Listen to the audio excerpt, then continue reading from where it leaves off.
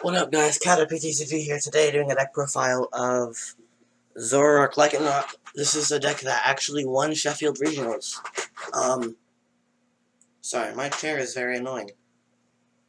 Yeah, this is a pretty different list than the normal Zoroark Lycanroc decks you're thinking of, probably, but it's still a pretty good Zoroark Lycanroc deck.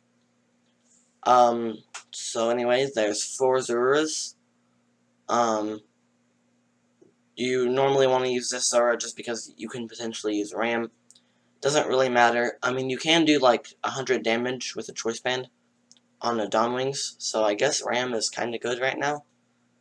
But it doesn't really matter too much. But the idea is that you can attack with this Zorua versus the other ones that are in Standard.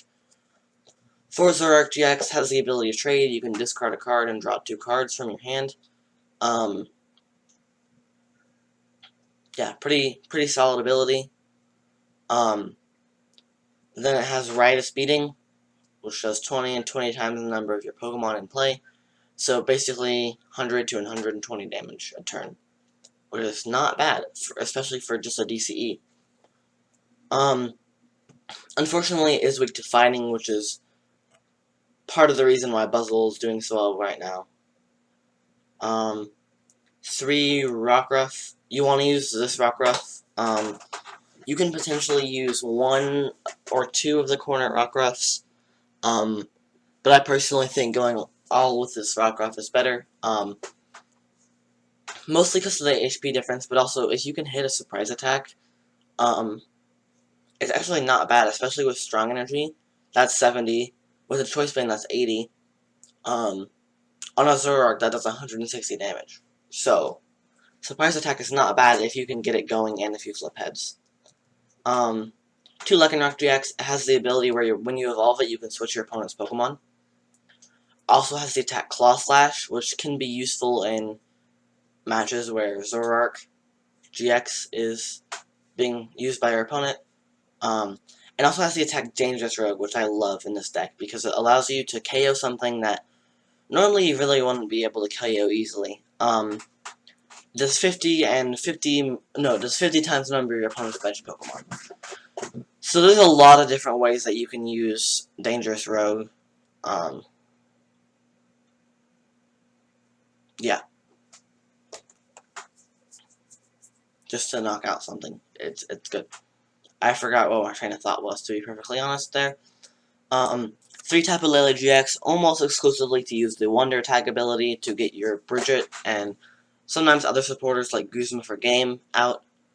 But you can also occasionally use Energy Drive if you absolutely have to. It's not a bad attack, it's not really great either. Does 20 times the number of energy attached to both active Pokemon, so 40 with the DCE on Lele. Generally, you're going to do around 100 damage with this, so it's not that bad, but I was just using other means of attacking if possible. And then you got your Buzzle techs. You got Mew EX to copy Ride of Speeding so that you can one-shot Buzzles and Buzzle GXs. And then Mewtwo is an effective attacker against a lot of things. Necrozma, Dawn Wings, but especially Buzzle, because if they have 3 energies on a Buzzle GX, which is usually what's going to be threatening to you, you can Psychic with a Choice Band and knock them out. One unique thing about this list, so far this deck isn't really too unique. Some play like, whoa, I broke something. Some of these decks tend to play like, Buzzwole or Latios. This deck doesn't, but, it's not a huge big deal. If you really feel like you need one of those, you can cut a Brigette, I think. But anyway, for Brigette, which is unusual for this deck,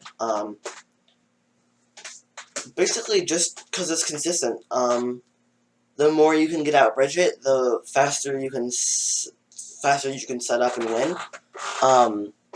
And you know, Brigette, having a lot of Brigette in this deck doesn't matter as much as with other decks because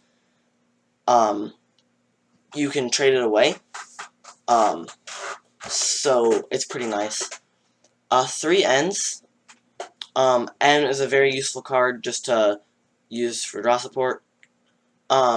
2 Cynthia, which is another thing that seems to be gaining in popularity with Zoroark decks, but hasn't really been that much lately. 2 Cynthia, just for more draw support. 2 Mallow, which I actually really like about this deck. Just, it provides consistency for the deck so that you can get out what you need and trade for it. 2 Guzma.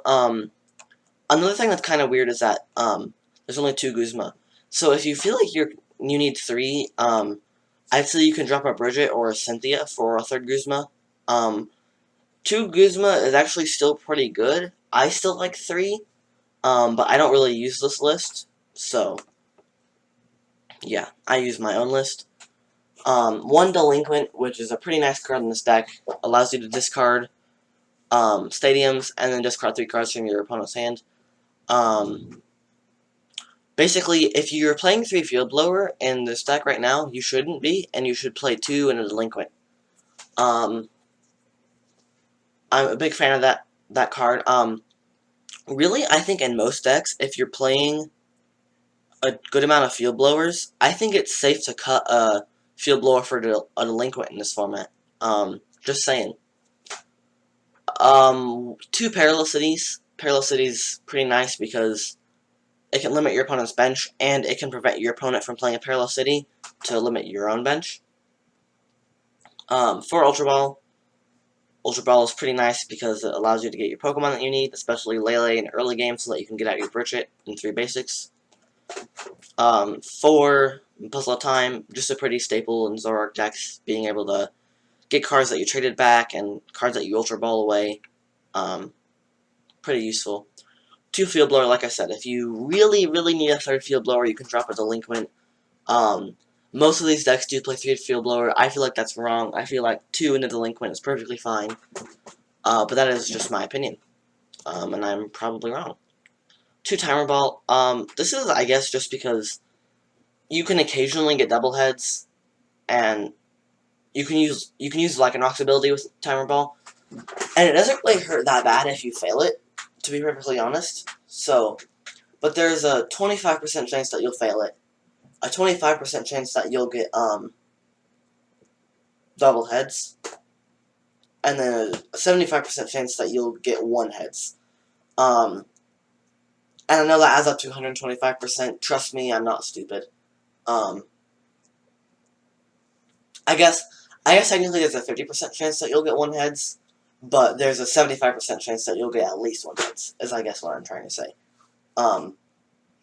So 75% of the time you'll be hitting Timer Ball.